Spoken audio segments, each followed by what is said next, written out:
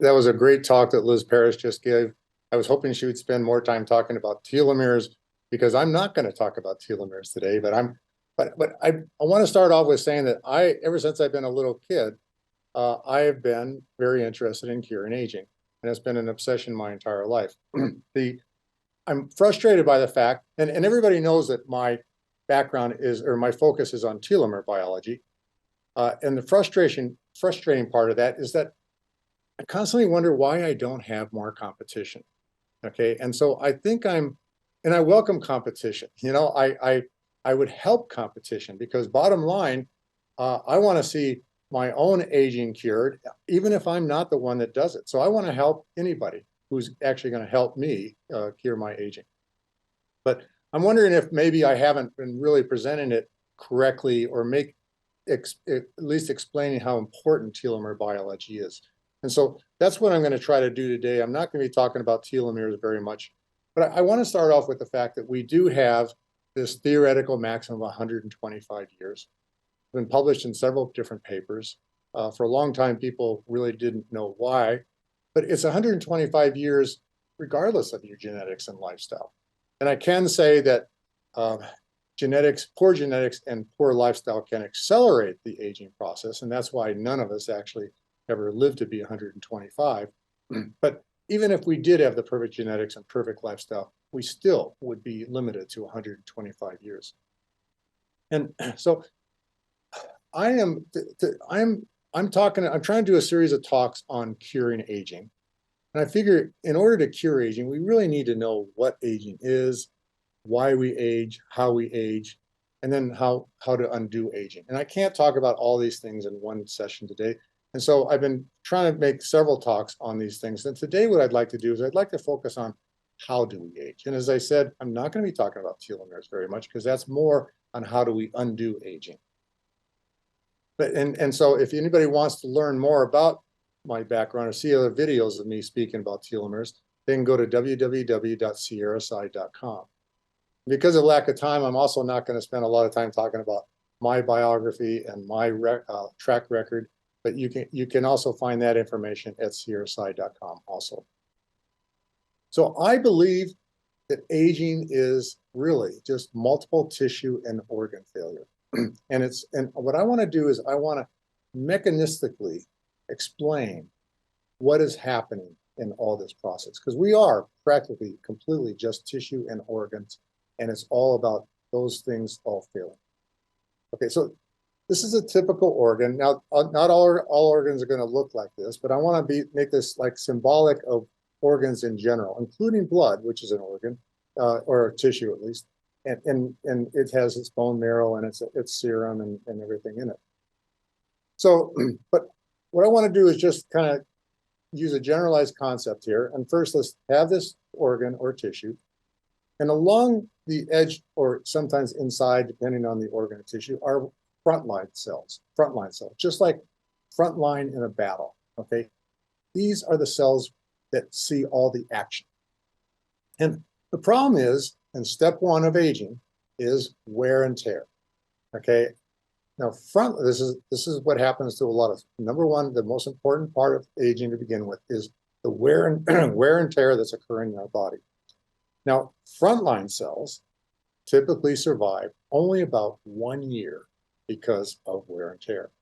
And as they get killed or whatever, they become non-functional, they get lost, and that's what happens over and over again. But that's actually okay when we're young, okay? It's not a problem. And that's because there are reserve cells and stem cells. And reserve cells, another name for reserves, I'm trying to use a military kind of battle organization. You always have your reserves to replace the front line. But the reserve cells are also called progenitor cells. And so when we lose a cell, let's say a frontline cell, it's no problem because our cells, other cells can replace, through division or moving around, can replace these lost cells. And so that's why it's not a problem when we're young. But the problem is that human cells can only divide a limited number of times. Our cells, both the reserve cells and the stem cells, when we're born, have typically only about 50 cell divisions that they can do. And that's the problem. Okay, so let's even go back before we're born. Okay, from a fertilized egg, your single cell, that cell has the ability to divide 100 times. Okay, it divides once, then it has 99, then your cells, the two cells have 99 divisions they can do. In the 98, 8-cell stage has 97, 16 cells has 96. Okay, eventually we get to a newborn baby. Newborn baby has about 50 cell divisions left in it. Then when you get older and older, they decrease. And when you get pretty old, you've got like less than 10 cell divisions. Now, this isn't all the cells of your body. Okay, this is pretty much just the frontline cells. But some cells in our body don't go through a lot of division. So some cells in our body do have a lot of aging left to do, or a lot of cell divisions left to do. So this is called the Hayflick limit. It was discovered in 1961. And this is actually the problem. Okay, this is the problem because it limits our lifespan and our health span. Even though we're losing all these cells and they can be replaced by reserve cells and stem cells, they can't do it forever because those cells only can divide 50 times. So, and even if you had the perfect genetics, as I mentioned before, if perfect genetics and perfect lifestyle, you still have a theoretical maximum of only 125 years. And that's in a large part probably due to these 50 cell divisions that can occur once you're born. Okay, so as the cells do start dividing, and they start approaching that 50 cell divisions, they become senescent. Okay, and so you can find the stem cells become senescent, the reserve cells can become senescent, the frontline cells become senescent. The frontline cells are the first ones to become senescent, but it's as I'll say later, senescence is something that's involved in a lot of aging. Now, with even more cell division, as you get older, even more cells become senescent. And then, but these senescent cells are still alive. They just function a little bit different. And so they still can suffer from wear and tear. And so eventually one of these senescent cells will become non-functional because of wear and tear. It gets lost. And the problem is nobody is available to replace that cell. Okay, the stem cells are senescent, the frontline cells or the reserve cells are senescent, and so that cell can't be replaced. And when that happens, a lot of times you end up having tissue organ failure. Okay, I'm going to go through a list right now of consequences. One is liver cirrhosis. I'm not going to spend a lot of time on all these diseases, but let me just say, when you drink alcohol, alcohol kills liver cells. That is okay when you're young, because the reserve cells can replace those those frontline cells in your liver. But as you get older and your cells start apart, because of the alcohol, the cell turnover is a lot faster than once per year, and as a result, your cells approach senescence at a younger age. So now, when they get senescent, you can't replace those lost liver cells that are caused by alcohol anymore, and you suffer from liver cirrhosis. Okay, so if we could prevent this happen, you probably could drink all your life without liver cirrhosis. But the things are chronic kidney disease, a really classic example of frontline cells being killed at a faster rate, and your other cells become senescent and unable to replace those cells. Dementia, multiple sclerosis, AIDS, all these things. I could go and explain each one in detail, but not with the limited time I have today. Now, there's a lot of things that can accelerate the wear and tear and thus cell division.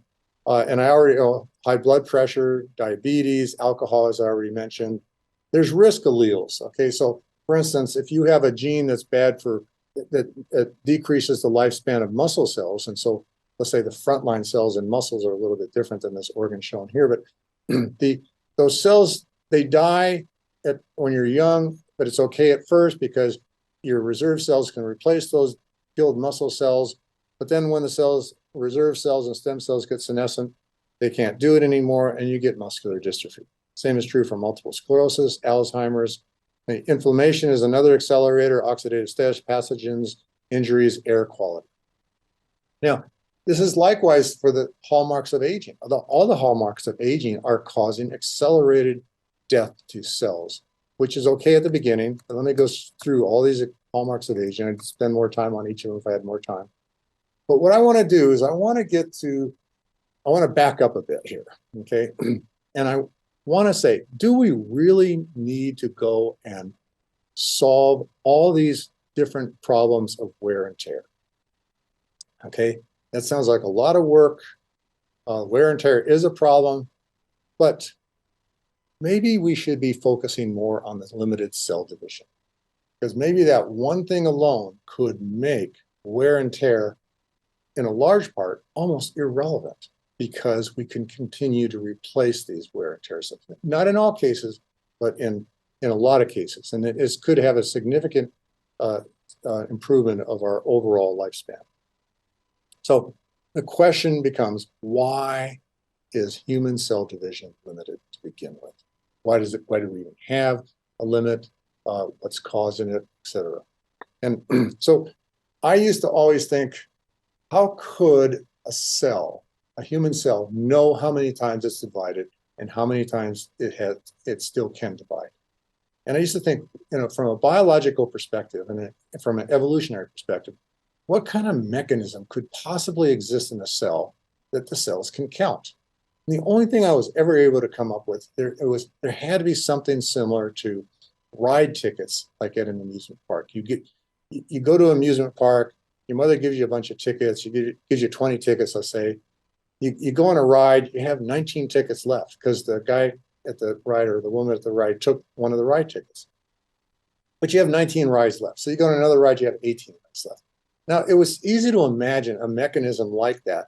And so ever since like college and graduate school, I spent my time thinking about, where are these ride tickets? What could they be? And so that was a big question I had for a long, long time.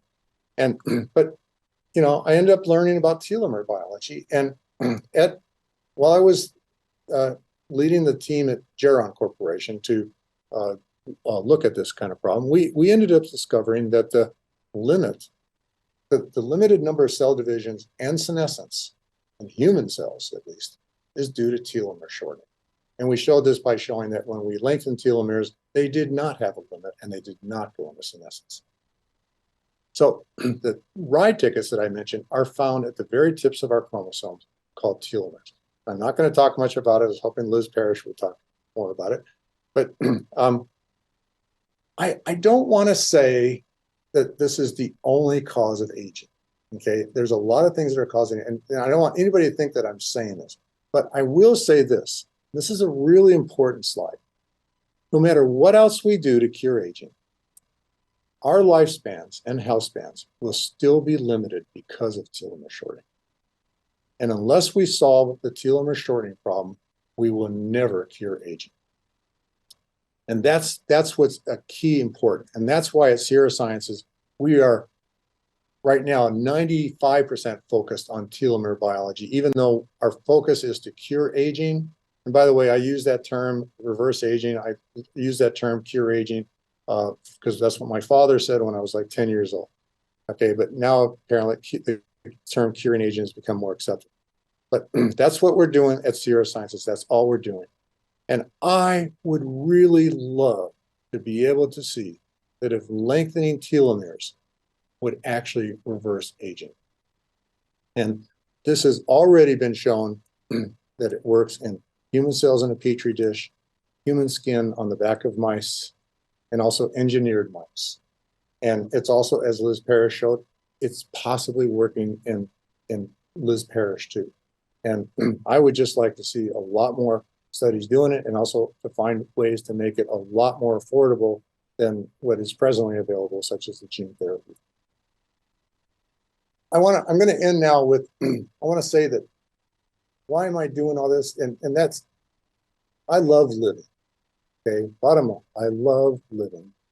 And I think living is the greatest thing that ever happened to any of us. And I don't want to see aging, or I don't want to see living become any less lovable for any of us just because of this dumb thing called aging, which, if you ever listen to any of my videos on why we age, you'll see it's all an evolutionary thing that really was unnecessary for the individual. We do not need to age. And I'm working on trying to cure that. And if anybody wants to know more about what we're doing, go to www.sierrasci.com. And I want to thank you very much.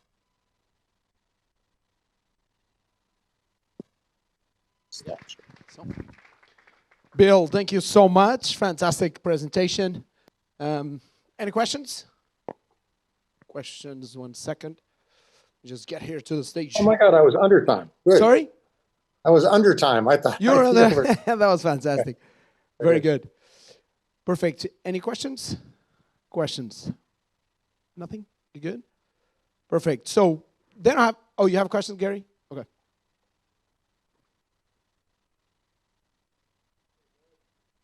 Hey, Gary. How are you doing? Hey. Good. Good to see you. Maria, how are you?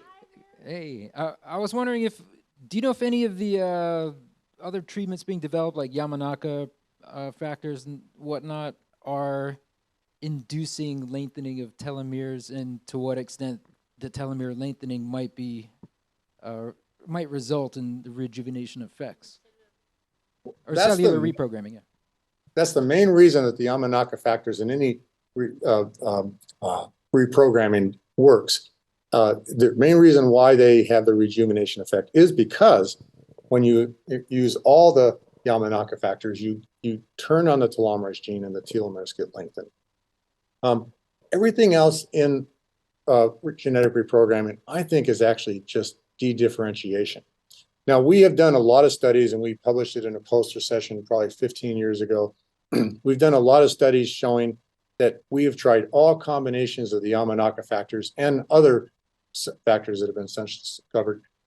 And the only way we can get the telomerase gene turned on is to use all of them. And so, I mean, we were hoping to figure out something that would help us figure out how to turn telomerase on using the Yamanaka factors, but we were unable to because it took all of them to do it before we could actually get the gene turned on.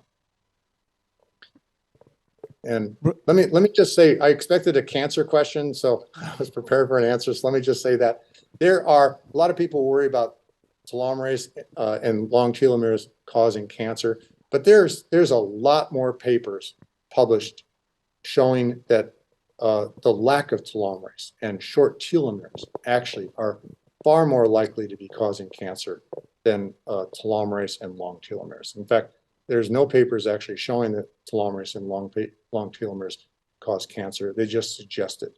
But there's an overwhelming larger number of publications showing that it's the lack of telomerase and short telomeres that we all have to worry about. And that's why we're all getting cancer at high rates already to begin with. All right, thank you. Thank you, Bill. Thank you. One more question? Yeah, Bill, I asked Liz Parris this question. I didn't actually get an actual date or a time window. So when do telomeres actually kick in as far as humans are concerned, as far as the aging process? Where do they really start to make us grow old? At what age? I mean, don't give me an actual number like 20, but can you give us like a time frame? Like, let's say between 20 and 25. Can you give me roughly kind of an age range where it starts to really kick in and really starts to take us down? I cannot answer that question better than Liz Parrish did. And I thought she gave a really fantastic answer. But the bottom line is that telomeres start shortening from the day we're conceived. Okay, and as I said, they get shorter and shorter, and that's why the Hayflick limit is we have 100 cells and 100 divisions at 99 and 98. But there's no kicking in. It's a gradual process. And the reason why is a gradual process. And if you go to my site, you can see presentations where I've given on exactly the regulation of gene expression, the epigenetics. How does telomere length affect epigenetics? But it is pretty well understood, though we need a lot more work to prove it, pretty well understood that telomeres actually act like enhancer sequences. And the telomeres can fold over and come in contact with genes on the chromosomes. And when they do come in contact, just like enhancers come in contact with genes, they turn on genes or they turn off genes. Now, when the telomere gets shorter and shorter and shorter, it can't reach as far, or it's less effective at even regulating genes that are close. So it's a gradual process. So aging is, we can do studies and looking at epigenetics, and we can see that aging is going on all the time. There is no beginning and end. It's a gradual process all the time. And it just becomes a real problem when a large number of cells start reaching senescence, and that occurs at for different people at different ages, different tissues at different ages, different organs at different ages. And so it's pretty much, there is no answer to that question. It's all a gradual process. Fantastic. Thank you so much, Bill. Brilliant. Thank you so much for answering the questions and for the fantastic talk. I'm looking forward to see you hopefully in person soon, my friend. All right. Thank you. Thank you. Have a great day. Bye-bye. Bye-bye.